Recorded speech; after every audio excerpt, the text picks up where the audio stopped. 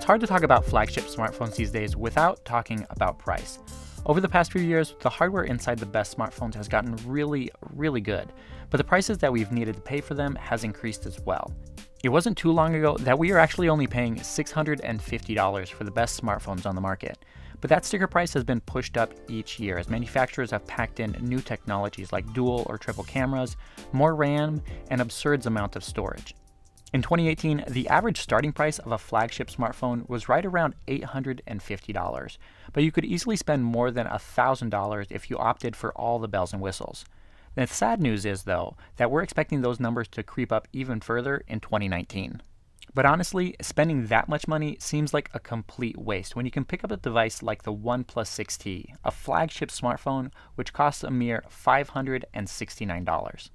At this point, the OnePlus 6T may seem like old news since the phone was released last fall, but it's still one of the best devices on the market and arguably offers more bang for your buck than any other flagship device. We were planning on doing our review immediately when the phone came out, but we wanted to wait a little bit longer to get a feel for how it truly compares to the OnePlus 6 and also its new competitor, the Honor View 20.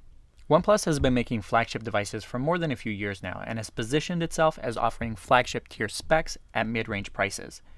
It's true that OnePlus smartphones have gotten a little bit more expensive over the years, but the quality of these devices have gotten a lot better as well. In fact, the OnePlus 6T can easily be compared to the Samsung Galaxy S9 Plus, the Pixel 3 XL, and also Huawei's Mate 20 Pro. Now, don't get me wrong, this phone isn't without fault, but it definitely has a lot more positives than negatives.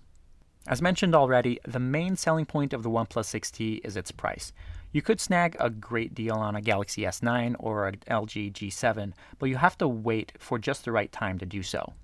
So what's the catch? Why can OnePlus sell its phones for so little?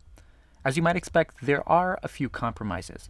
Compared to other devices, the OnePlus 6T has a lower resolution display, a pretty basic camera setup, no wireless charging, and it doesn't have an official IP dust or water resistance rating, which means it'll likely not survive if it's accidentally dropped into the pool. But what the phone does have is all the other high-end specs you'd expect from a flagship device.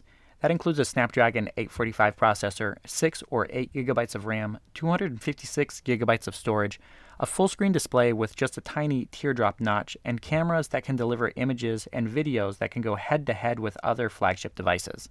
When compared to the original OnePlus 6, the newer 6T does have a few advantages, but there are also some drawbacks that need to be considered. The notch on the 6T is substantially smaller, which is definitely a good thing. The fingerprint sensor has been moved from the back of the phone and hidden below its display, but we found this to be finicky and unreliable.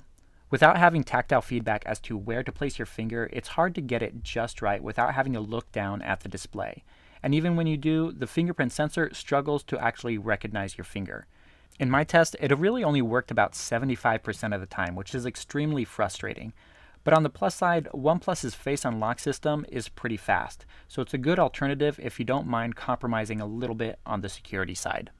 Another negative is that the 6T dropped the 3.5mm headphone jack, a feature that was present on the original OnePlus 6.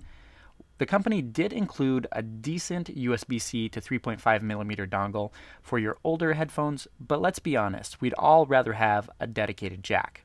To make up for this little compromise though, OnePlus did include a bigger battery size on the 6T. The included 3,700 mAh battery is only 12% larger than the 6's, but the difference is actually quite noticeable.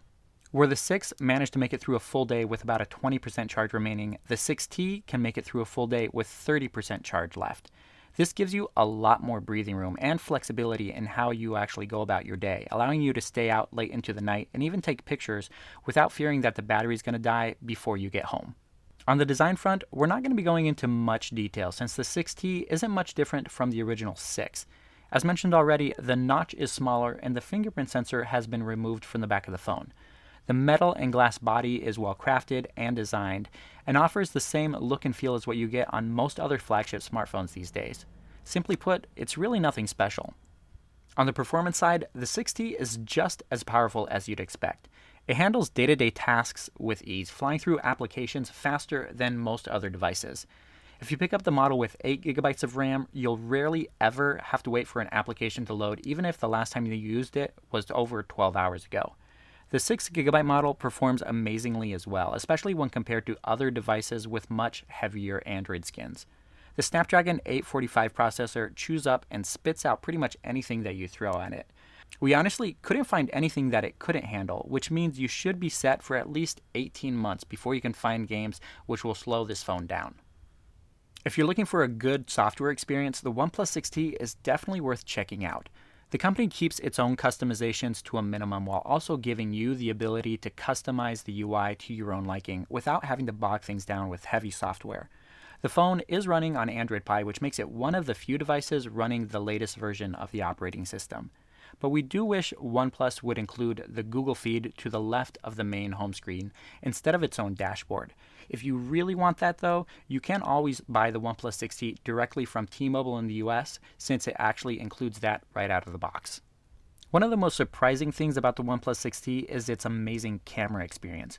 We've compared it to the Pixel 3 and a few other 2018 flagship smartphones, and we've been pretty impressed. The main camera features a dual sensor setup with a main 20 megapixel camera with an f1.7 lens and a secondary 20 megapixel depth sensor. This allows the phone to capture pretty great pictures with accurate white balance and color reproduction. Surprisingly for OnePlus, low light performance is respectable as well, with images turning out bright and crisp even when you don't use the flash. And OnePlus has also included a dedicated night mode, which mimics the night sight feature on the Google Pixel 3.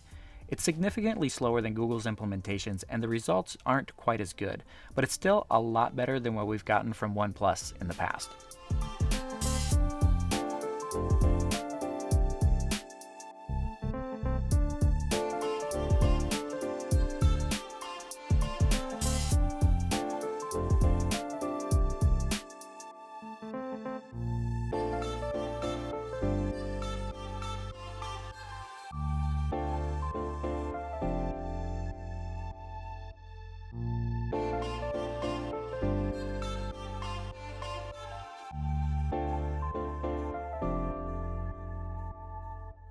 The decision to go with a 16 megapixel f2.0 25mm setup for the front-facing camera pays off as well. The images are clear without that typical smudginess that you get from other front-facing cameras. Video recording from the front and rear cameras are pretty good as well, but things do fall apart a little bit in low-light situations.